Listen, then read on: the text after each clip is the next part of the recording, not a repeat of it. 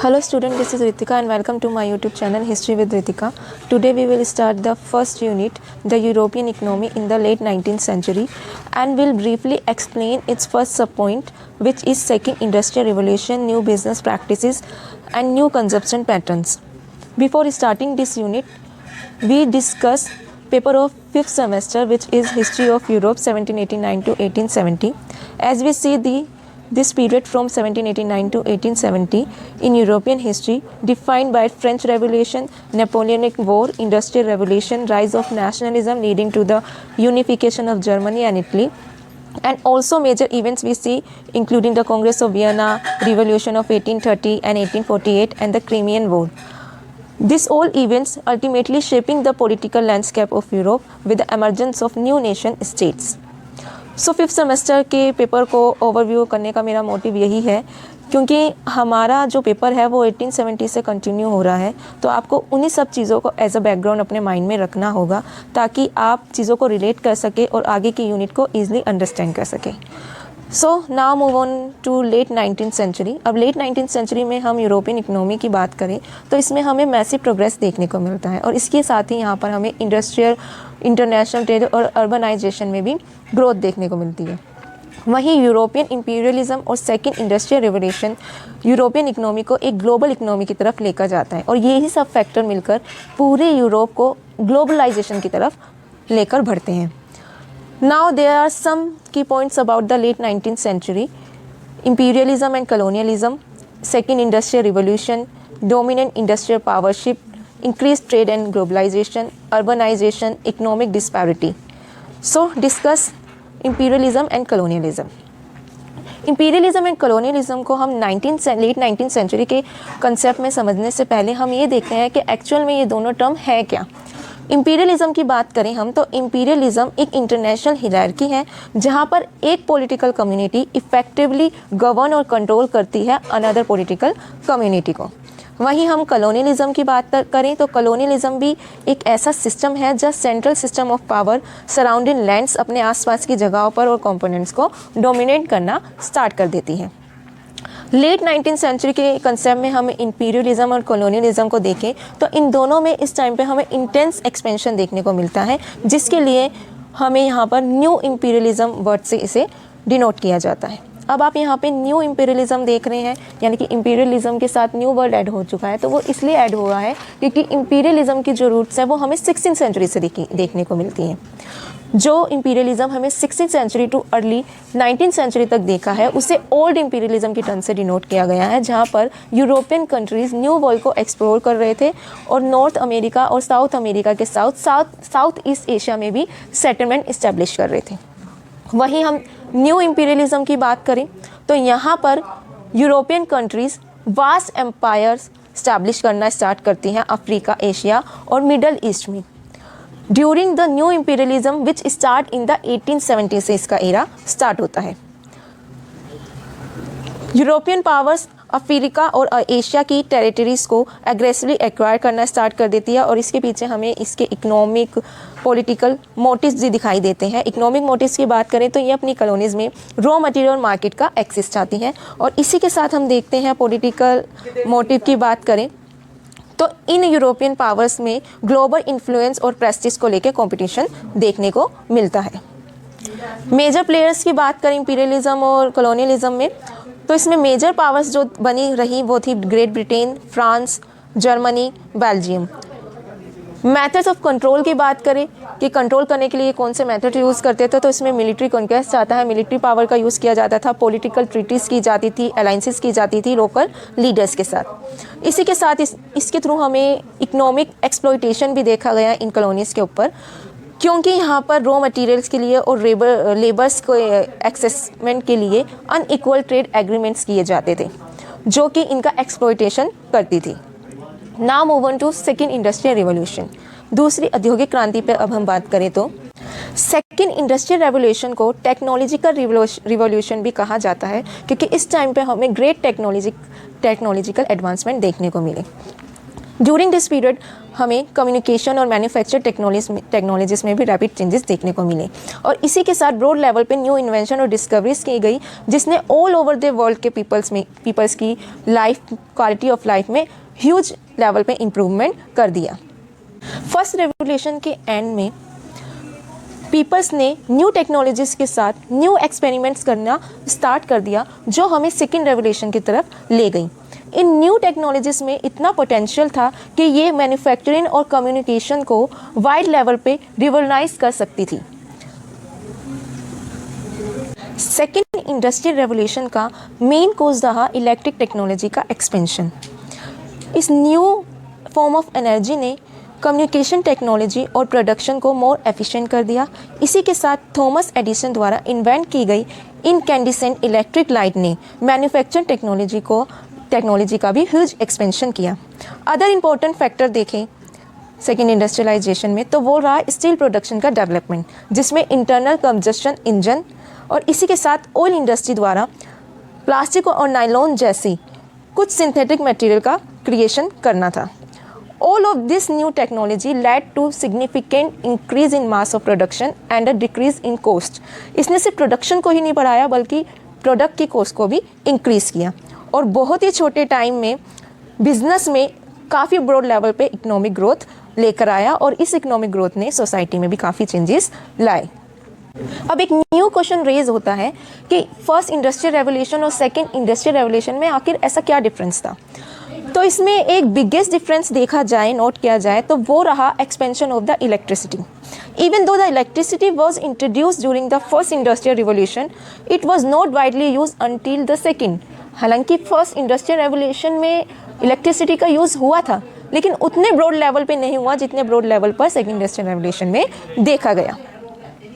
In new form of energy ने factories को large scale पर प्रोडक्शन करने के लिए कैपेबल कर दिया गया और इसी के साथ इलेक्ट्रिसिटी के यूज़ ने न्यू कम्युनिकेशन टेक्नोलॉजी में भी डेवलपमेंट की, लाइक टेलीफोन और रेडियो जैसी चीज़ें भी हमें देखने को मिली।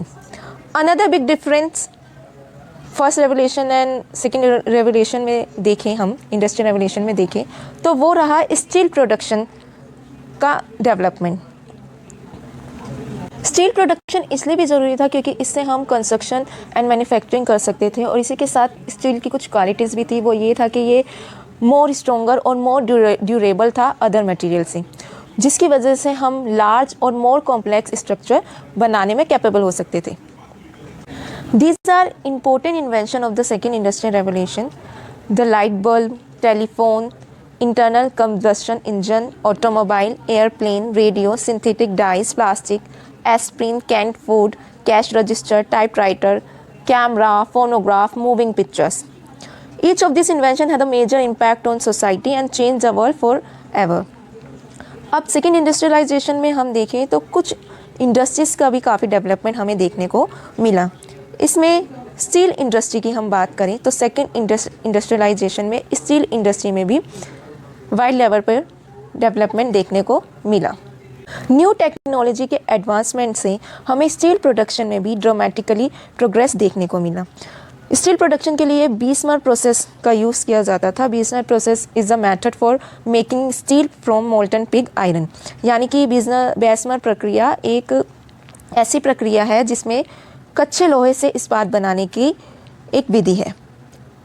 इसी के साथ रेलवे के डेवलपमेंट के लिए भी स्टील का प्रोडक्शन काफ़ी इम्पोर्टेंट था क्योंकि रेलवे अपने डेवलपमेंट के लिए हेवनली डिपेंडेंट था स्टील पे, क्योंकि रेलवे के ट्रैक्स, इंजन्स को बनाने के लिए लार्ज अमाउंट में स्टील की नीड्स पड़ती थी।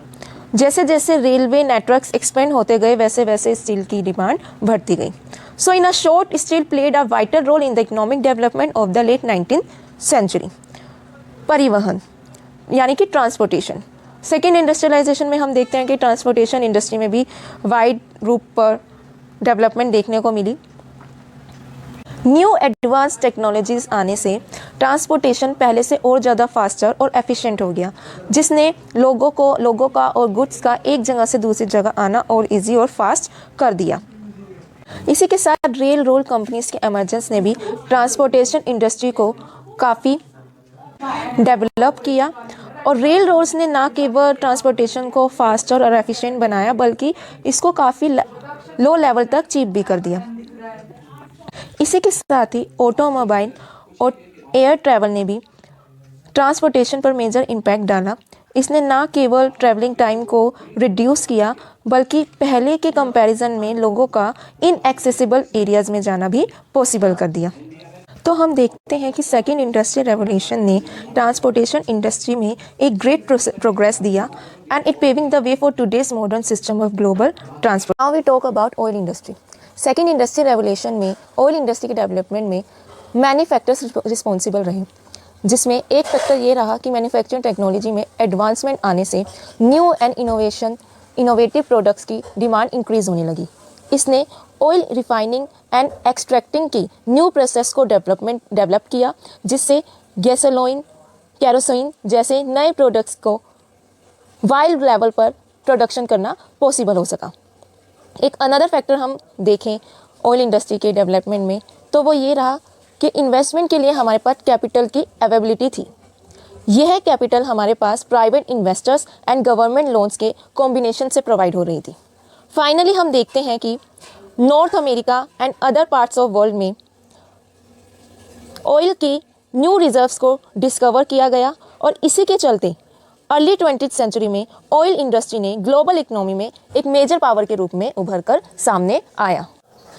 टेलीकम्युनिकेशन में भी हमें काफ़ी चेंजेस देखने को मिले। अगर हम पहले के पीरियड की बात करें तो वहाँ का मोस्ट ऑफ द कम्युनिकेशन था वो लिमिटेड था, फेस टू फेस इंटरेक्शन था और जो भी मीडियम थे कम्युनिकेशन के वो स्लो थे और अनरिलायबल मेथड से like telegraph and lines.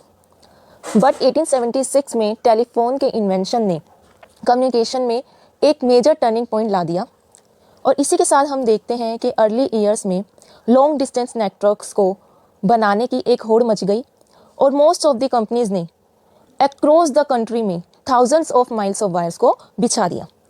1920s में रेडियो के इन्वेंशन ने भी एक इम्पोर्टेंट रोल निभाया और ये आगे जाके कम्युनिकेशन का एक इम्पोर्टेंट न्यू टूल बन गया, जिसकी वजह से 1927 में हम देखते हैं कि फर्स्ट ट्रांसअटलांटिक ब्रॉडकास्ट किया गया। सो ये कहना उचित होगा कि second industrial revolution had a profound impact on the way we communicate. Energy industry में भी ग्रेट प्रोग्रेस देखने को मिली during this period. New technology के डेवलपमेंट से क्लीनर और more efficient form of energy provide हुई like electricity and petroleum. Electricity more popular हो गई ड्यूरिंग दिस पीरियड बिकॉज ये मोर रिलायबल थी और एफिशिएंट थी as compare to other form of energy.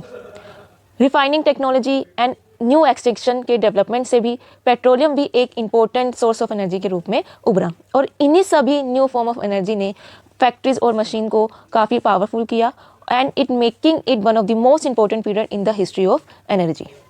Agriculture की बात करें तो सेकेंड इंडस्ट्रियल रेवोल्यूशन में एग्रीकल्चर टेक्नोलॉजी में भी ह्यूज प्रोग्रेस देखने को मिली, जिसके चलते फूड प्रोडक्शन में भी हेवनली प्रोग्रेस देखने को मिली। न्यू मशीन्स के यूज़ से लाइक कंबाइन हार्वेस्टर और ट्रैक्टर के यूज़ से भी फार्मर का वर्क मोर ईजियर और फास्टर हो गया as compared to before. New fertiliser और पेस्टिसाइड्स के यूज़ से भी क्रॉप प्रोडक्शन में प्रोग्रेस देखने को मिली। Chemical and pharmaceuticals.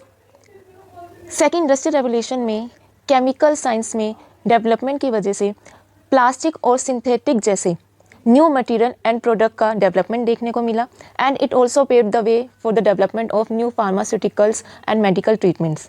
New vaccines invent की गई जिससे स्मॉल पॉक्स एंड पोलियो जैसी डेडली डिसीज़ को डिक्रीज करने में ये काफ़ी हेल्पफुल रहा।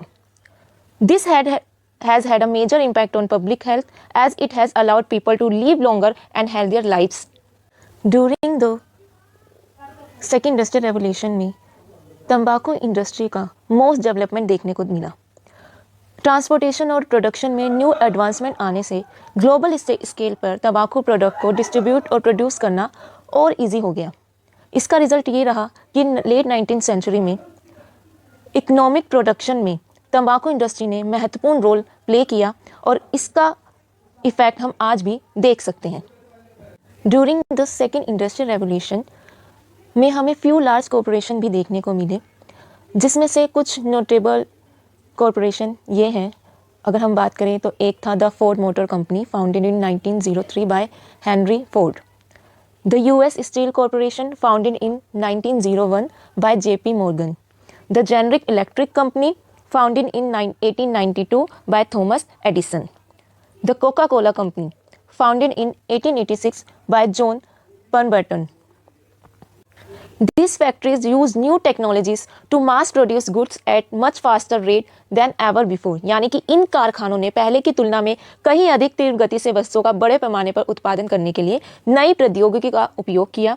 And this lead to significant increases in the economic growth of the industrialized countries and improvement of the standard of living of people all over the world. इसने औद्योगिक देशों की आर्थिक वृद्धि में उल्लेखनीय वृद्धि हुई तथा विश्व भर में लोगों के जीवन स्तर में भी सुधार. से यहाँ तक हमने यूरोपियन इकोनॉमी के 2 की पॉइंट्स को कवर अप कर लिया है. अब आगे के की पॉइंट्स को हम नेक्स्ट वीडियो के सेकंड पार्ट में एक्सप्लेन करेंगे.